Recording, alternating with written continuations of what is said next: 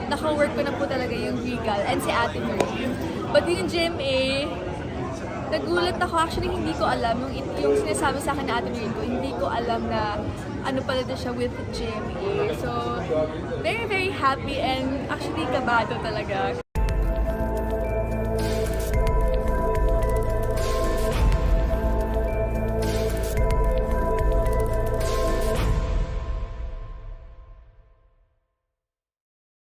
Good afternoon. So, curious lang kami, paano ka napunta sa Lovers Liars? Paano yung naging offer sa'yo? Saan mo nalaman yung offer?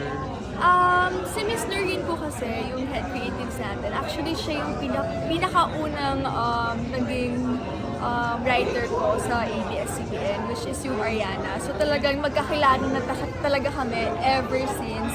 Kasi hindi ko lang siya like, co-work lang talaga. As in, ate-ate ko talaga si Ate Noreen ever since.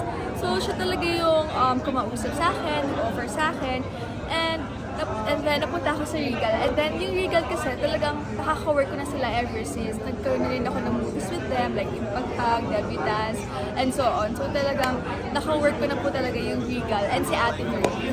But yung GMA, nagulat ako. Actually, hindi ko alam. Yung sinasabi sa akin na Ate Marie ko, hindi ko alam na ano pala din siya with GMA. So, very, very happy and actually kabado talaga. Kabado din. Paano yung naging offer? And paano ka nagpaalam, especially with Star Magic? Actually, kinontak naman talaga ng Regal is yung ABS, yung Star Magic. So, sila pa rin naman yung talagang kausap dito. Hindi talaga like ako directly lang with GMA, with Regal. But kasama pa rin nilang kausap dito yung ABS pa rin. And kasama mag-manage dito yung ABS pa rin.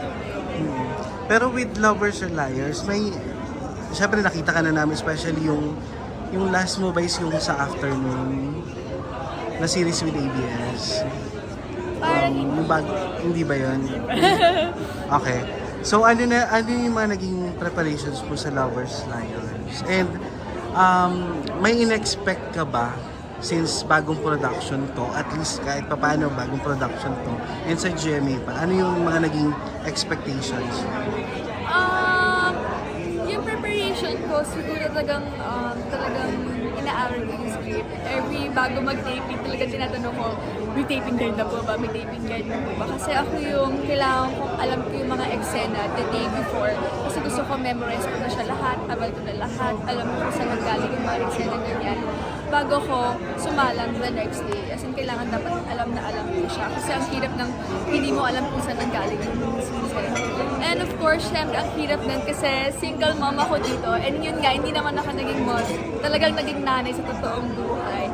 But siguro yung motivation ko na lang doon is talagang ako yung breadwinner sa family namin. So kung paano ko talaga inaalagaan yung mga family ko, ganun way. And expectations sa production, actually, yung production kasi namin hindi po GMA eh. Regal po yung mga staff, yung mga crew, yun po. So, yun po. Pero yung GMA and Regal, very caring naman